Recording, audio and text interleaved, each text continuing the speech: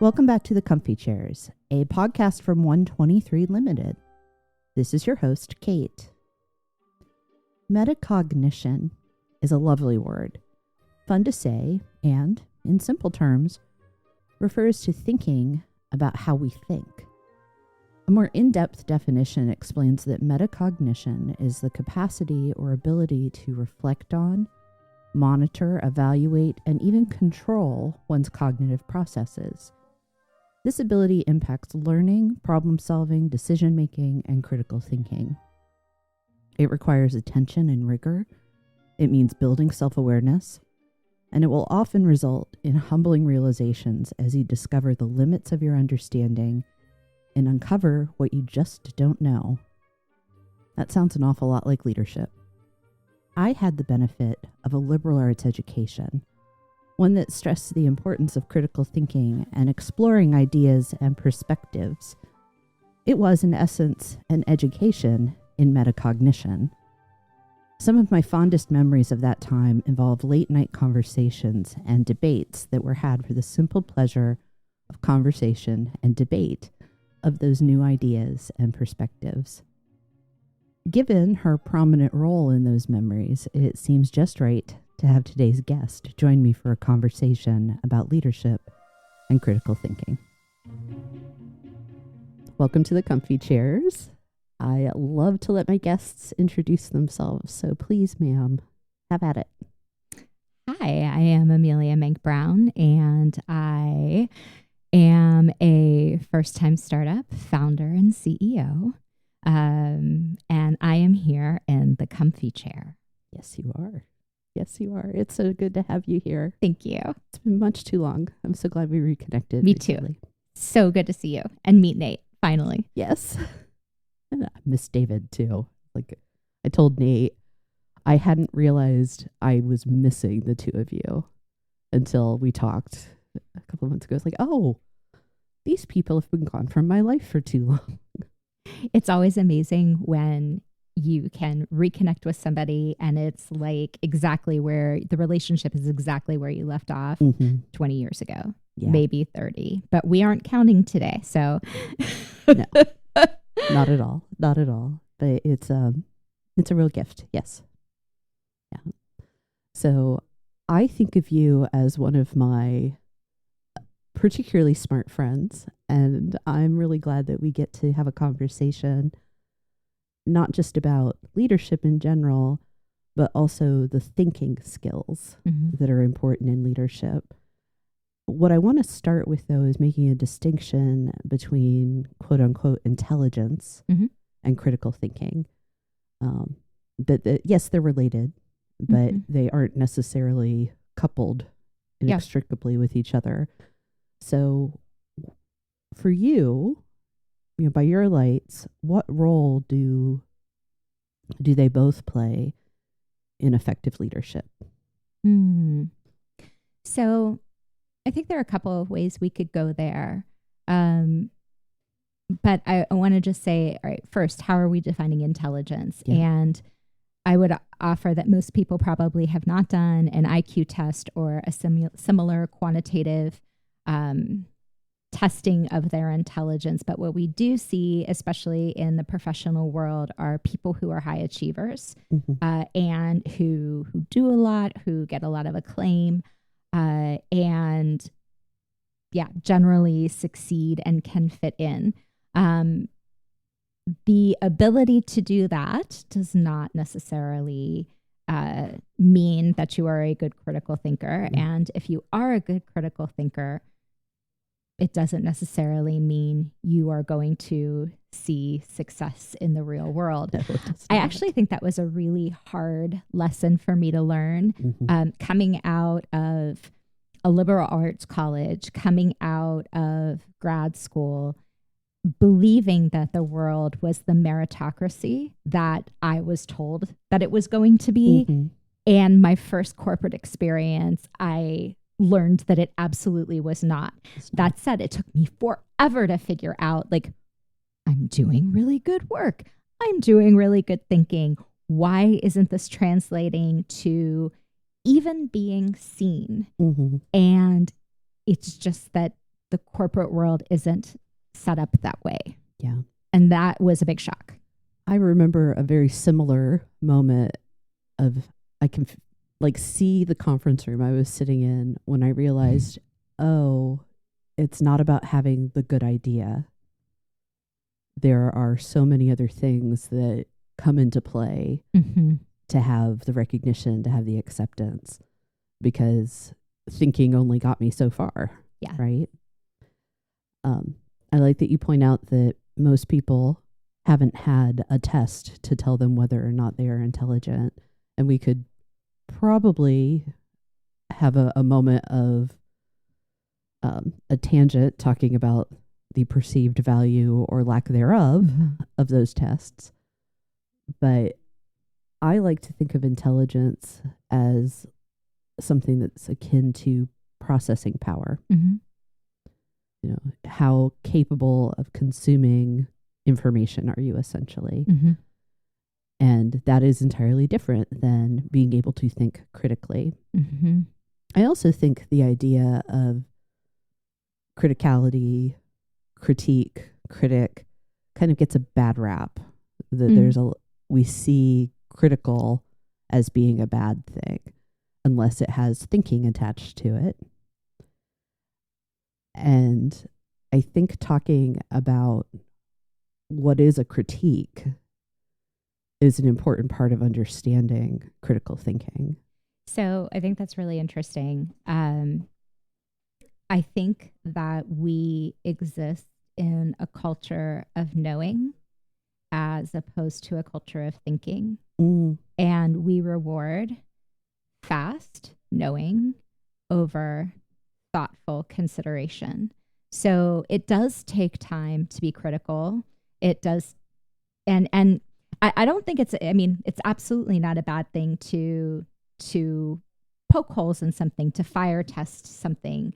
Corporate America rewards fast knowing and quickly selling it to everybody who is your neighbor at that conference table.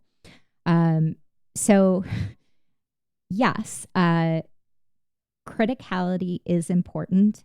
In my experience, I find that criticality is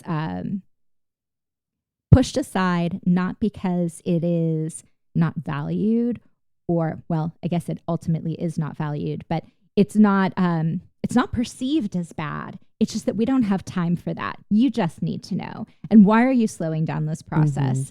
And so I feel like some of the art of achievement in corporate America really is being able to be versed enough in the topic where you've got the criticality down. And then once you're in there advocating, it's another skill set entirely.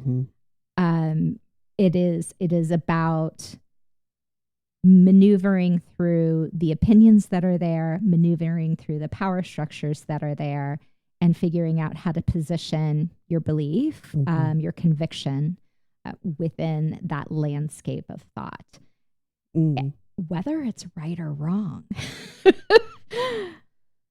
Well, that's a different topic, isn't it? Yes, it really is. And I would also offer there that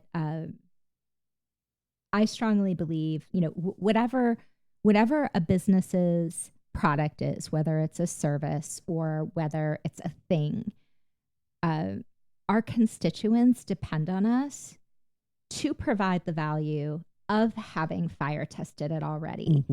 If it's in market, we generally as consumers believe that this has been tested. This has passed all of the gates of determining whether it's good, whether it works. And that's not often the case. So I think for me as a product developer, that is a job that I take very seriously, that it is my job to fire test before I give it to you. And I often found that in corporate America, I was not allotted that luxury of doing all the fire testing, of poking all of the holes. And then the result was I give this product to you, the consumer, and it's not everything my sales rep said it was going to be. Very true. And I think every I think a lot of people in business have experienced that, Mm-hmm. that what I was sold and what I receive, Yes. two different things. Yes. So critical thinking and leadership. Yep. Why is it important for leaders to be critical thinkers? If you don't mind, Mm-hmm. I would like to adjust that question slightly. Thank you. And I would like to say, for me as a leader, when I think about critical thinking, what I want is I want the people that I surround myself with to be critical thinkers. Okay. It is so I value innovation. I value the creative process. And if my work as a leader is simply to hand you, my employee, a checklist of things that I want you to do that replicates how I have thought through things and how I do things, the greatest possibility, whatever it is that we're making, whatever experience it is that we're creating, all it can be is the limitation of my brain, because it's my checklist. Yes. It is essential for me to have people around me who can think critically. I can speak very confidently. I can speak very passionately. I need people whose critical thinking, that they're also capable to share that critical thinking in the face of my confidence. Yes. So that it is a critical dialogue that we are all exploring with the same sense of curiosity and wonder and skepticism, to again go back to ensure that whatever it is that we're creating, we are fire testing, we are making sure it's the real deal. Yeah. So that is why when I recruit, I really, really love getting, shout out, liberal arts candidates. Yes. Not to say that other colleges and universities who train in a very traditional way or a very focused way can't have critical thinkers. But I think, we met in a liberal arts school, and I think what we got there was not just our classroom experience. I mean, I feel like we were steeped in 4 years of critical thinking that went nonstop. Yes. We were constantly discussing things. We were up in the dorm lounge until all hours of the night, thinking about ideas and poking holes at each other's ideas. Yes. And whether we were in the lounge or, somewhere out on campus, or at Country Kitchen with a giant mug of coffee. Huge mug of coffee. I still have my Country Kitchen travel mug, by the way. The thoughts were always going. It became how we lived. And I don't think I've ever stopped to that. And that leads me to say, and anybody who knows me will know that I say this all the time, how we do things greatly affects the outcome of what it is that we make. And so again, I come back to creating this community of critical thinking around me and fostering that as a leader, as opposed to just wanting that in myself. Yeah. I love how you reframed it, that it's not just about the leader, it's about the team. And I would argue that is a product of critical thinking. That the best critical thinking takes time to look inward as well, not just at the problems outside, but also, how am I thinking? Am I the right person for this? Yes. Am I limiting the work, the product? I think what it really gets down to is intentional self-awareness. I am going to examine my behaviors, my feelings, and my thoughts, and all the ways that I'm showing up because of that. So if somebody is trying to build critical thought into how they lead, start with yourself, examining yourself, and asking questions like, do I have the right people around me? Am I directing or guiding? What does that actually look like? I am right there with you. And what I was thinking was,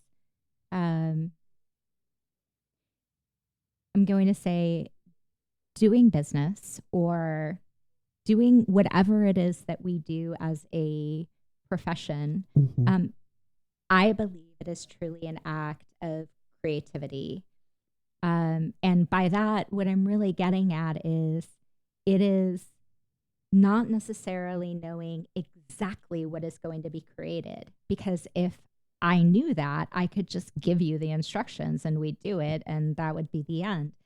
It is, like you said, it takes a degree of confidence and vulnerability to say, I don't know that. Right. And I'm going to reach to you because your brain may know that. And now together we can create something that is even more amazing. So I do believe that being able to create requires that vulnerability, requires us to connect with each other. And this goes back to what we were talking about earlier, which is if we feel worried that there is one way to know or one way to think, we are only going to want to get in line with the person who is in power above us. If the culture of the community of creation, so your business, for example, is that you can be an independent thinker and you are expected to generate that thought and contribute that thought, I think all that is upside for a business. So as a leader, it also behooves me to invest in my team, Yes. Invest in their growth.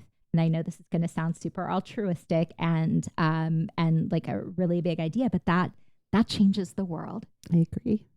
No, I think the best leadership recognizes that their role is actually to create the environment where people can do their best work. And of course, in a business setting, we are concerned with performance and productivity. There are jobs to be done. There are profits to manage.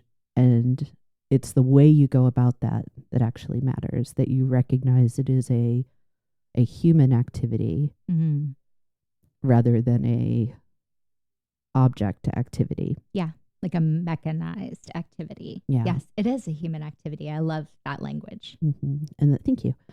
Yeah, and it's necessary to make certain the people have what they need in order to do the job. And I think a lot of leadership these days has become so directive and somewhat single-minded that gets missed constantly.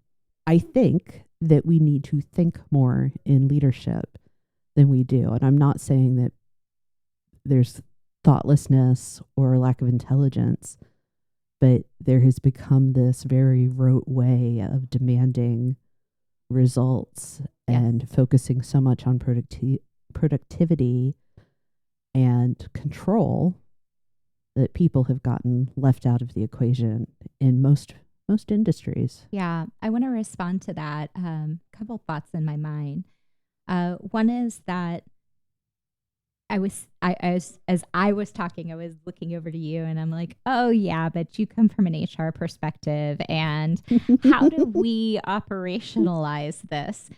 Because it can't be so squishy that it can't be managed. Because at the end of the day, this is a business. You talked about how do we operationalize these things and make them not squishy. I think the answer to that, with any value actually, is decision making. What informs your decisions? If it's creativity, investment in people for the sake of growth, if it's turning a profit, which is not a bad thing, but if it's your first concern, you will see it in the decisions. And that is what you are operationalizing. When you make a choice to do something or not do something, it becomes the how. Yes. That becomes your culture. Your decisions become your culture. And I think this is part of the reason that critical thinking and intention are so important in leadership, not just to have around you, as you've pointed out, but to recognize that your decision-making ability fundamentally impacts the way work gets done. Yep, absolutely. It's really important for us to recognize that cognition takes immense amounts of energy. This is why we have the limbic system, because it's carrying most of that thought load on autopilot for us. Yes. When we have to engage the prefrontal cortex, it drains. It sucks up the energy. That's why people can be so exhausted after attending a class for a day. Like, why am I so tired? I just sat in class. You're tired because you had to think. Yes. At a level that your day-to-day job may not demand of you. So caring for yourself has to be, it's a mandate for good thought, because your body can't sustain if you're not eating well, sleeping well, moving well. You will not have the capacity for deep thought then. Exactly. And I love that you're bringing up cognitive science. And you're right. After we go through ingesting large amounts of new information, we need time for our brain to make all of the connections. This is why we say, I'm going to sleep on it.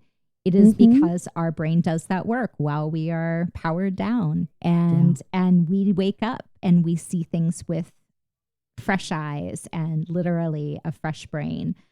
I think that has to be for me as a leader, that has to be part of the culture that we instill. And I am a type A person. I want to go get it done. I am very goal oriented.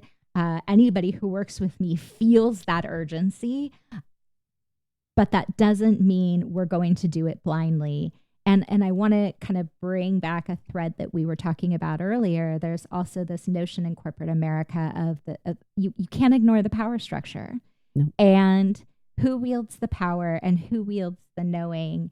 And I think we need to remember that at all times. And also, I am very interested in making sure that we are not prioritizing knowing the right answer above considering and thinking, and that critical examination of what might be or how we might do. It's interesting, you talking about knowing versus thinking. Knowing is very linear. Thinking is much more complex relational patterns and connections.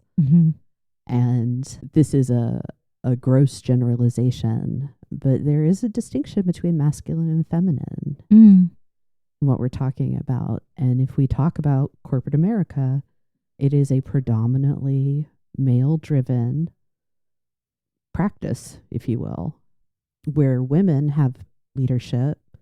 You do see either they are trying to follow that template, and I'm not judging, it's just a thing. They learn how to work the system, literally, or they're breaking that mold and creating something new, like a Midwest startup that has less firm borders, more permeable approaches to how you work and live. Yeah, when I left corporate, the one point of self-recognition that I knew more than anything was that I needed to stop assimilating. We have been so trained about what productivity looks like. And I would argue that you're being maximally productive by shifting how you're working. But I think when we give ourselves this grace to work authentically and realistically, we're just going to produce better. We are making guesses constantly. And I think that's part of whether it's business ownership, leadership, being in a relationship, any parts of our lives. It's important to reach a decision, but you can be structured, but you have to be flexible. Yeah. There has to be some give in that, because I'm going to be wrong sometimes. Yes. Let me readjust. Let me make new decisions. And I think that's part of the great thinking, is recognizing that mistakes are a given. You are going to get it wrong. So be prepared to rethink. Yes. And I think I agree with you. And it's the nature of thinking. There's an iterativeness to it, where I can give you the thumbnail outline of what I think is going to happen. I can give you the big picture. As I get closer and closer, I refine and get more accurate. But those are changes.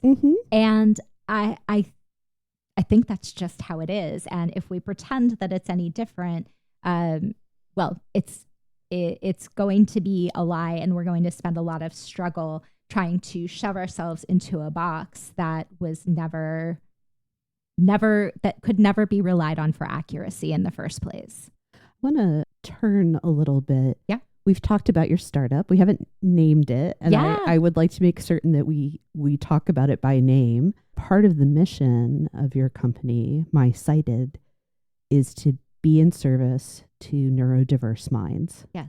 And I think sometimes when we have these conversations about ways of thinking, critical thinking, we don't always account explicitly for neurodivergence. So I would like to bring that topic in because it is a part of the mission and focus of the work that you're doing.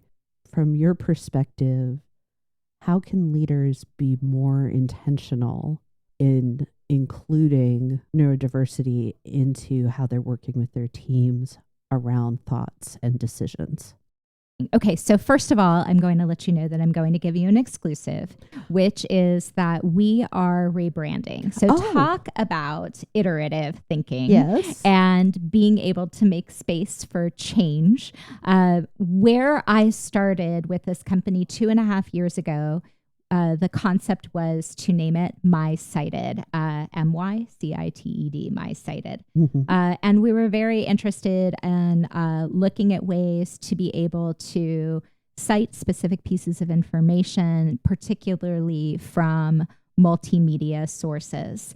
But as we explored, and like I've said, this is a creative process, the work grew. And I think it will be also appropriate to tell you that the new name of our company is Knowzy, Knowzy, Knowzy. The idea being, obviously a play on words between knowing and curiosity. Love it. So here's the concept. And we, disclaimer to everyone, we are a startup. We are beginning. I have incredibly broad aspirations to do so much more than where we are now. But I'm going to talk about now, and then I'll give a little sneak peek into the future. So the concept that we're working with is that as we learn, as we consume information to learn, we are no longer doing it like we did when we were kids. When we were kids, we would read a book and we would underline things. We might bring our highlighter out. We might write some notes in the margin. Oh, yes, we did. And I still do, honestly. Yeah. But in addition to that, we are consuming information from multimedia sources all the time, just like the listeners of this podcast. You are listening. And how is it that when we listen to a great podcast, that we can take out our virtual highlighter and underline what's important to us and be able to come back to it so that we can connect it with our prior knowledge and also connect it with the future knowledge that we will have. Being literate is making connections. And I'm really interested in that concept of how does a modern person today gather this information, and then how do we think about it? So Knowzy is a tool that enables you to gather information from text, audio, video, and image sources, to save it in one place, and to pair with it your notes, perhaps, and also tools that allow you to organize it and analyze it. So in Knowzy, what you can do is have a note that has a quote in it that you have captured from the source that fascinated you. You can add a comment to it. You can add color coding to it. You can add emojis to it. You can add tagging to it. You can add images to it. And then you create this self-curated library of knowledge. This is your background knowledge from which all these future thoughts can spring, but not just thoughts, but knowledge. This is a place where you are making connections and making authentic new knowledge. And the way that we started it is a very linear process. I have a note. I can combine notes into groups. Groups can be combined into projects. It's like a nice, neat file structure. You would love it. Probably. That said, it is absolutely essential to me that all kinds of minds can do thinking work here. And so we're creating another space for analysis. And this other space is a place that is much more dimensional. It is messier. And it enables a user to pull out their notes. And when I'm talking about a note, it's a concept. It is an idea that you've gotten from somewhere, whether it's your idea or a quote from somebody else. You can pull out many of these and start using drawing or additional note-taking tools to make new meaning from these multiple pieces that you have brought in. It is a creation center. We also have the ability to drag in graphic organizers so that you can do structured thinking. We're going to have the ability for collaboration here. So the goal is really this creation of knowledge so that I can later communicate it either in my own casual parlance with a friend over a drink, or in a much formal instance like writing or speaking. We are contending with more information than we ever have before. And between that and the multimedia, we need a tool to help us manage all of this information that's coming at us in new ways and still keep being those critical thinkers. I want to say that when we start talking about all that information, we're all going to think about AI. Very interesting things happening with artificial intelligence. And as my vision for this company, we will definitely be using more and more AI as we go forward. That said, our goal is not to use AI to give you a product. Our goal is to help you manage more information, but keep you in the driver's seat of critical thinking. Getting back to neurodiversity, first of all, in the most general terms, people come to knowledge in so many different ways. There is not one way to come to knowledge. We need to be able to free ourselves to come to knowledge in different ways, and Knowzy is set up to do this. Now, my particular inspiration is having two neurodiverse students. My son has been diagnosed with ADHD, my daughter ADHD and dyslexia, and it has been a journey for both my husband and I as advocates on behalf of their learning. I have learned so much about their minds. And that was part of the inspiration of building this tool, because we knew she was brilliant.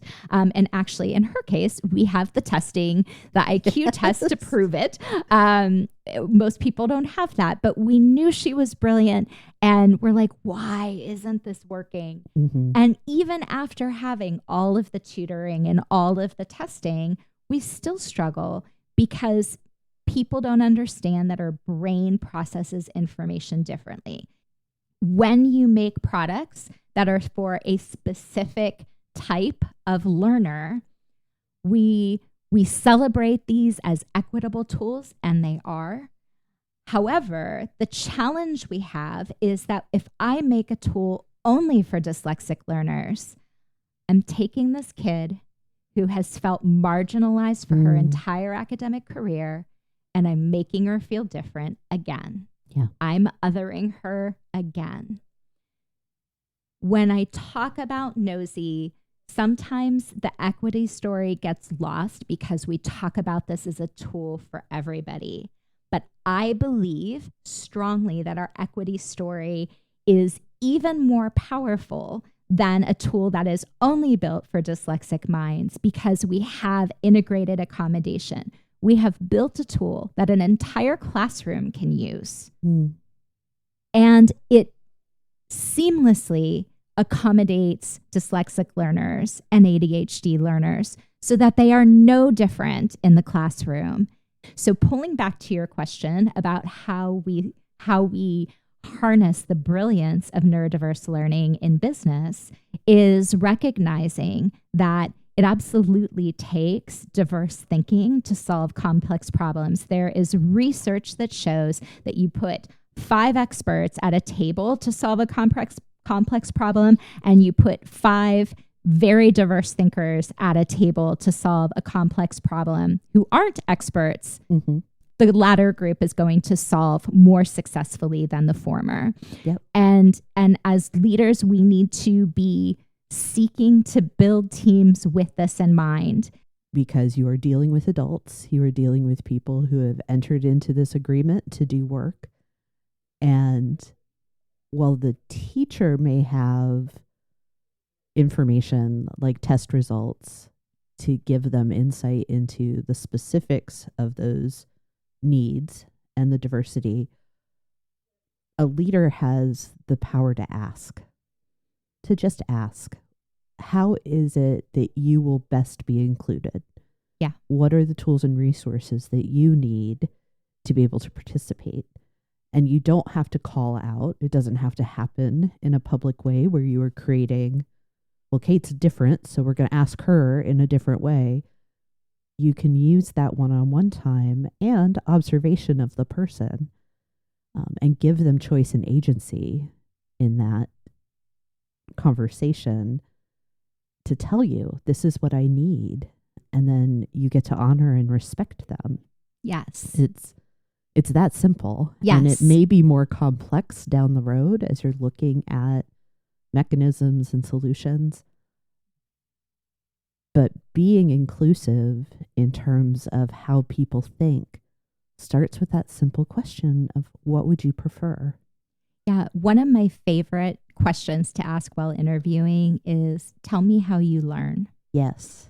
And it is very, I'm not looking for a specific answer. I am looking for awareness and ability to communicate what you need, because I expect to have conversations like that.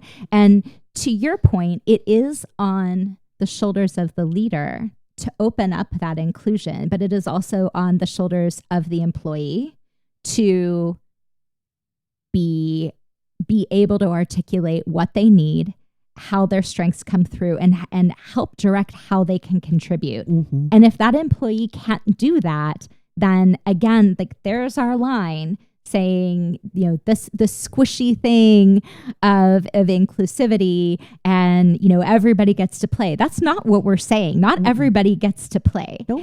What we're saying is we need a diversity of skill set, and I am depending on you as a business leader to bring me your strength and articulate what you need so that you can contribute.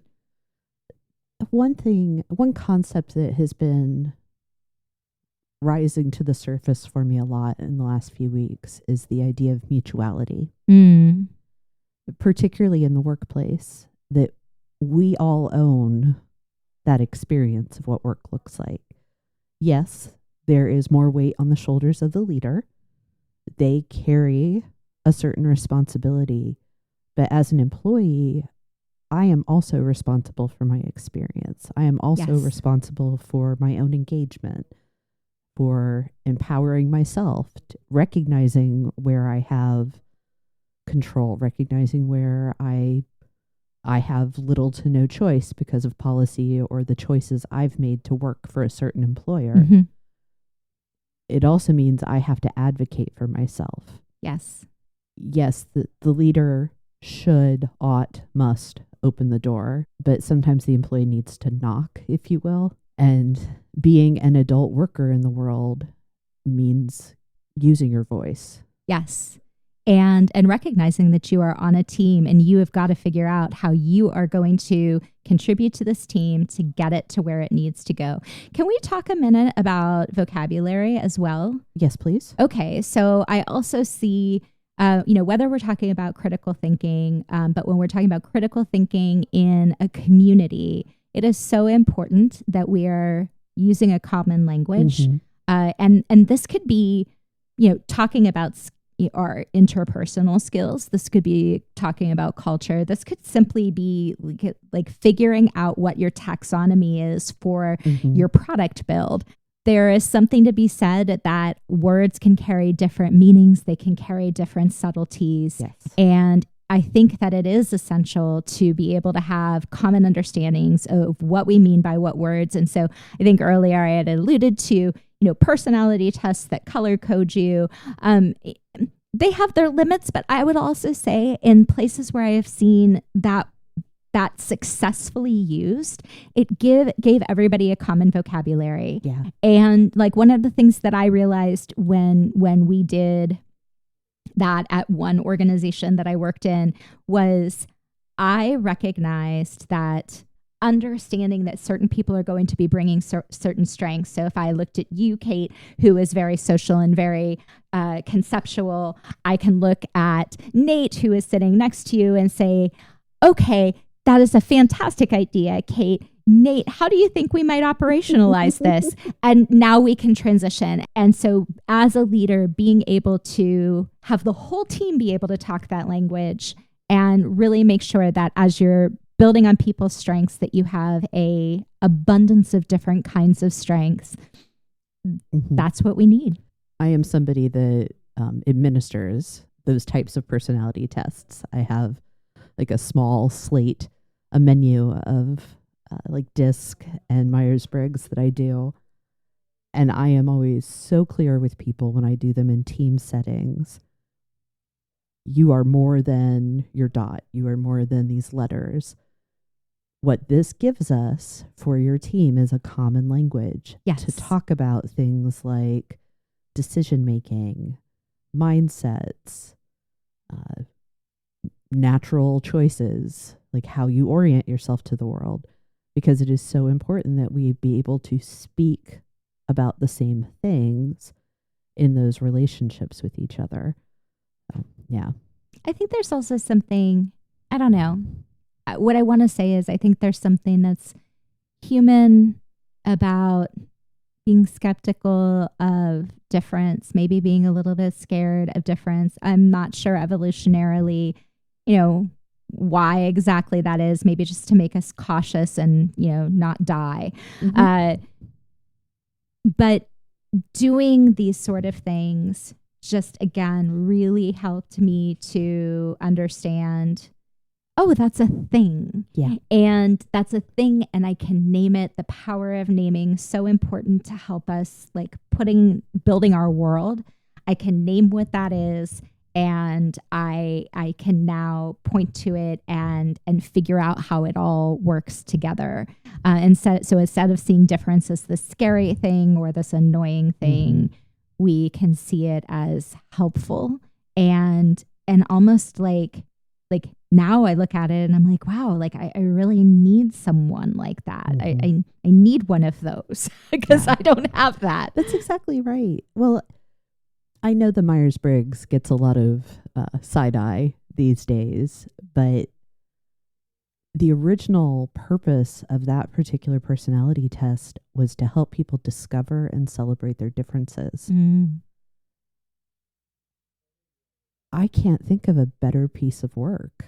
And maybe you don't need a personality test for it. Maybe it is things like thinking about the different strengths and skills that you need for a team, but being able to pull a diverse group of people together in terms of background, preferences, whatever the thing is that differentiates us, recognizing that we fear difference because we're still, our minds have not, our world has evolved, our minds have not evolved Yes. past our ancestry.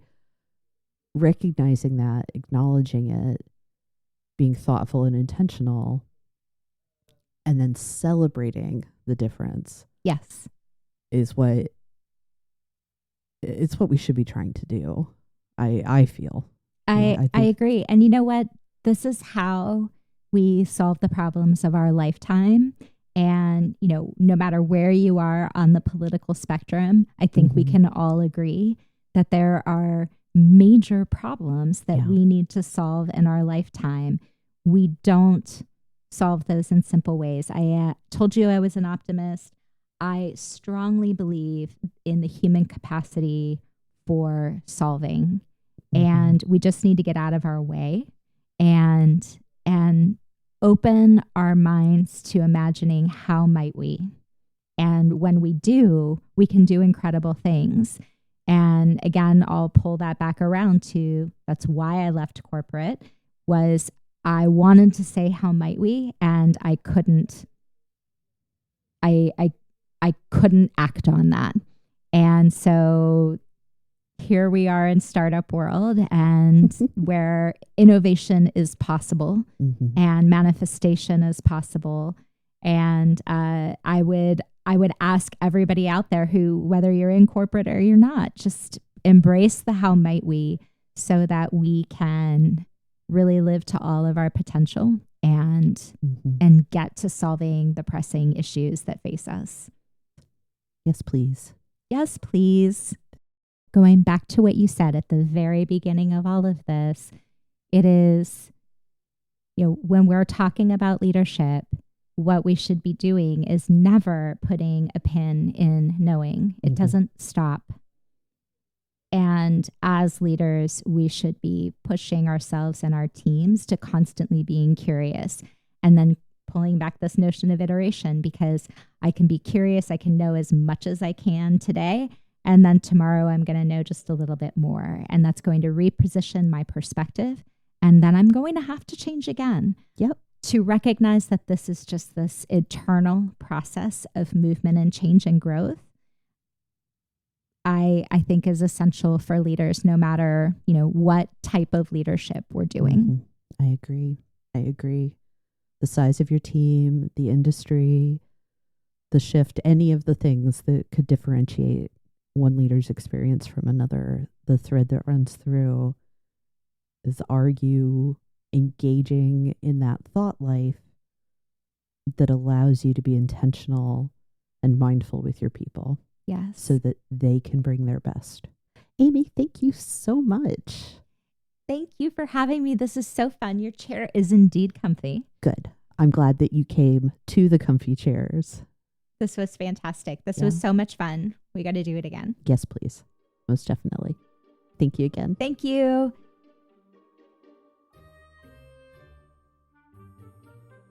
Thank you for joining me today.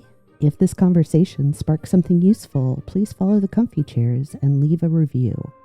Those small actions help more people find the show. Got a leadership question you'd like featured in a future Comfy HQ episode? Please send it my way. I'd love to hear what's on your mind. And when you're ready to move from ideas into action, 123 Limited helps leaders build stronger teams, sharper strategies, and better talent plans. Learn more at 123limited.com. That's ONE23LTD.com.